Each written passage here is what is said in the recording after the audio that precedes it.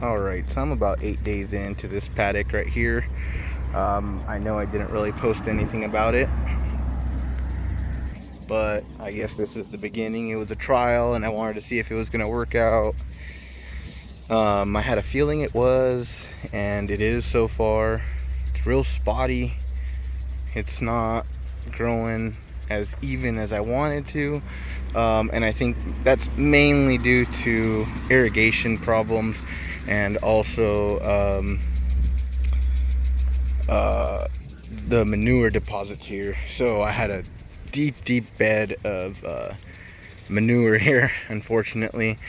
The does and all the bucklings and the um, doelings got stuck in this paddock for a while, and that was just because I didn't have the bottom paddocks done, and so it was kind of a pain in the ass, and so they got stuck in here for a while. So there was a lot of manure deposits here.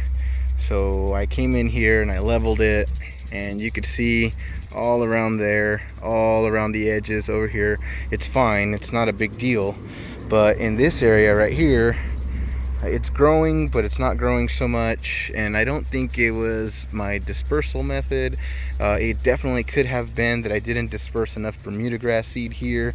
I do have some Bermuda grass growing, like there's one little one right there, and there's a couple more right there.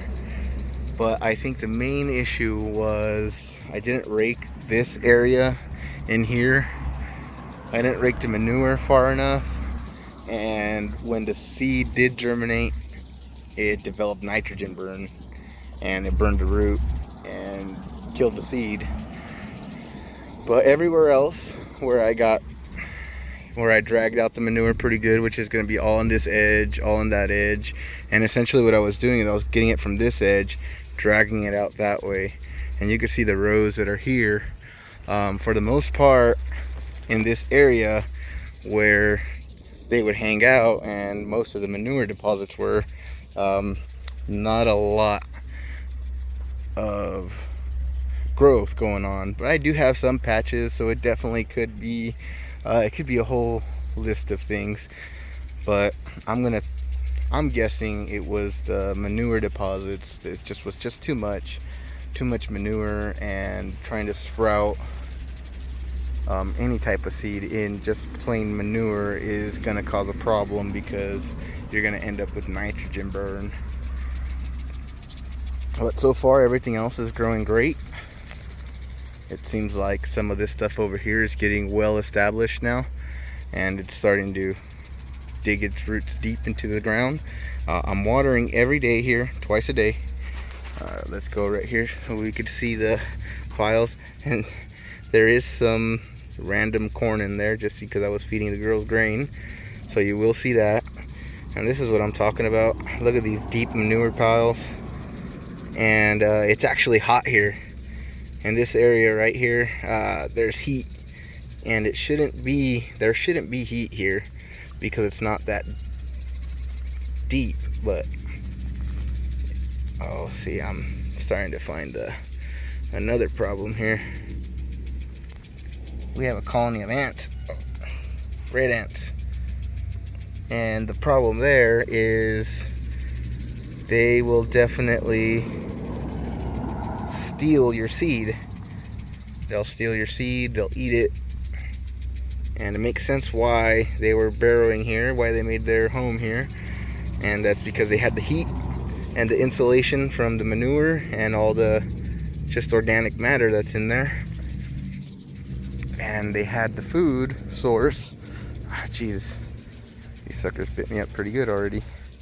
They had the food source from the leftover grains and whatever the goats wouldn't eat, so makes sense.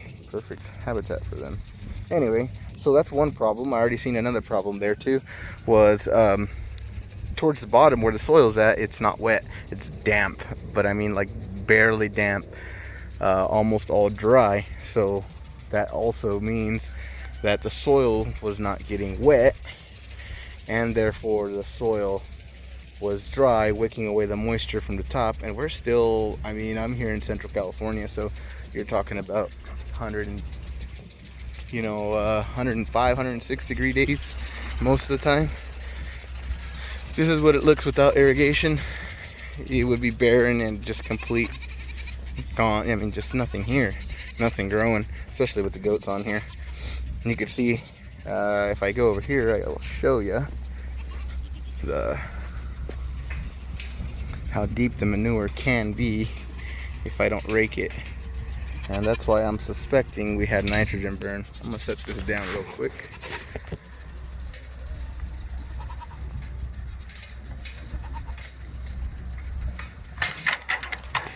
Trying to do things one-handed just kind of sucks for the most part.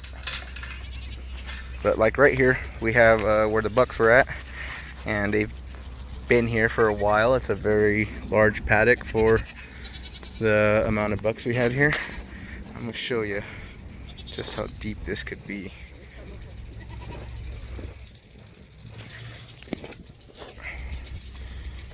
So in this area, we're looking about 3 to 4 inches deep. And that's mainly what it's composed of, is like manure and hay and organic matter. But for the most part, definitely getting a lot of manure, and it's depositing a lot of nitrogen in the soil. Thus the theory of the nitrogen burn. And goat manure isn't super hot. So again, I'm gonna set this down. I'm gonna continue talking. Goat manure isn't super hot, but it definitely in high concentrations can cause problems. What I should have done is I should have disked the soil and mixed the manure into the soil. That way it's not such a hotbed, but we just kind of ran with it. We got the girls over here. These girls are gonna breed with Ricky. They're gonna breed with Ricky again this year. And the cows completely annihilated this paddock. They destroyed it. But the goats are gonna come here. I got a lot of trash to pick up as the goats come over here. A lot of trash gets unburied, and it's kind of a really sad situation here with the whole area.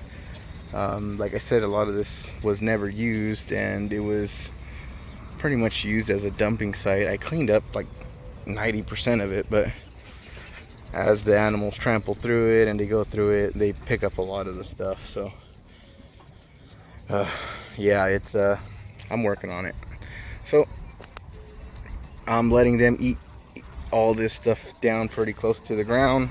I'm gonna go ahead and irrigate it today as well. I'm gonna move them over to the furthest paddock, which it's a dry paddock right now, but I'm gonna go ahead and have them go ahead and eat this down pretty short.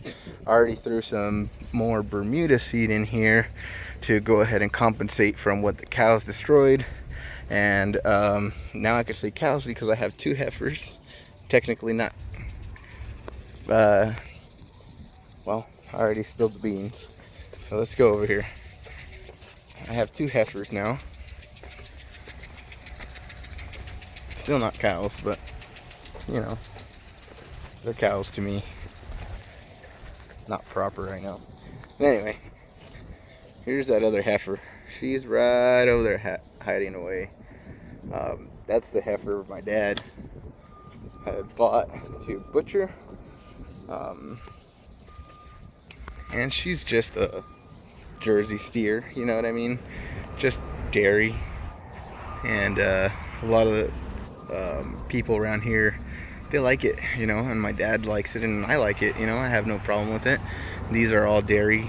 I have 2 dairy steers and a dairy heifer, so all my animals are not exactly beef, but I feed them for beef, and it's working. It's not exactly, I would not say it's ideal. I think you'd still be better off buying actual beef cattle and you know, fattening them out that way. But this definitely is it's a way to do it, you know what I mean? This was my learning experience, so I have no trouble kind of bringing you all along with me. And yeah, That's my reasoning for it. Don't really need reasoning. But anyway, I enjoy it. It's pretty cool. But she's pretty nice. Her temperament as well. She's not pushy. She's not flighty. She doesn't trust me yet, but that's normal because, you know, I'm new. I've had her for a few days now. Dad got sick, so he couldn't butcher her, so it was up to me to take care of her. And by taking care of her, I'm gonna eventually butcher her in about 3 months. So just trying to put a little bit more weight on her so she doesn't look so terrible. She doesn't look terrible at all, actually. She actually came in really good condition, and I might be screwing that up, but I don't think so. What I'm doing is I'm just giving her a lot more grain, upping the grain on her, and giving her free choice to alfalfa and forage. The last 30 days I'll pull her apart and go ahead and start feeding her nothing but corn, slowly, with slow increments, and bring her out, and off she goes. But anyway, like I was saying, this is getting nice and irrigated, so kind of nice to have that all taken care of. I had them over here for a while I allowed this pasture to grow, and I knew I was going to destroy this one. I knew it was going to completely destroy it, and destroy it they did. It was actually very nice, very lush, but it wasn't dense, and I had a lot of had a big pile of, you know, sticks and stuff here. There's still some there, but I moved it over to the other paddock over here because this paddock's dry. I don't have any type of irrigation to it, so it's gonna definitely this paddock over here is definitely gonna remain dry for a while. So I moved it all over here and I let them completely decimate this so I could go ahead and add some seed again and then give it a fighting chance. You know, all the weeds and stuff are under control now, as you can see. Them walking in it is gonna till the soil. When I had the cattle out here, there was deep pockets, and again, as you can see, sharp ridges. But I'm letting the goats in here, and they're smoothing it all over. You could see where they just kind of leveled this whole area just because of their fine movement and you know, lighter step. So I don't have to do anything. I mean, I went out there and I threw the seed out there, and then I raked it a little bit, but it took me 10 minutes to do everything. I'm letting the animals do the rest of the work, and I probably didn't even have to rake it. The only reason I did was to kind of rake some of the bigger stuff down, and we'll see how it goes.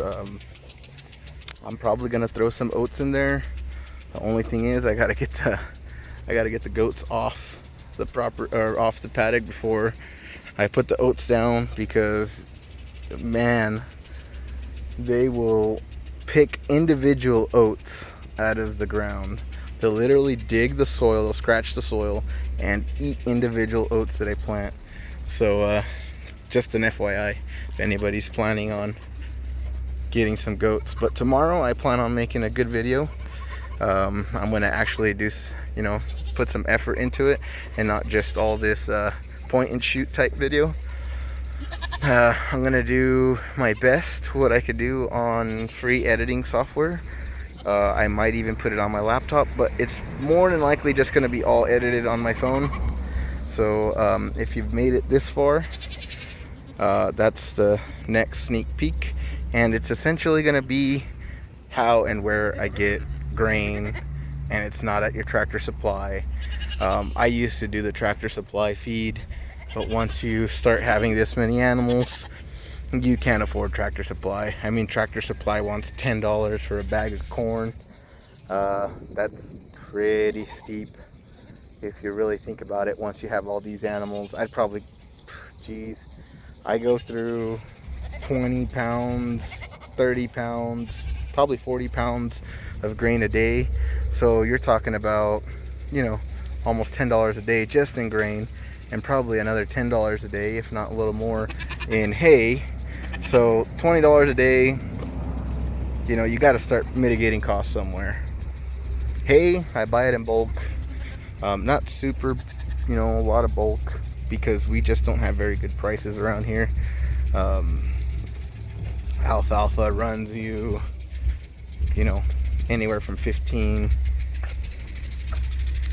right now is about the high end. Actually, you know what, that's not true. Right now it's probably more like 17.50 at a retailer, to where you could buy it by the single bale. And I don't know why I'm just making you guys look at an ugly mud pit there. And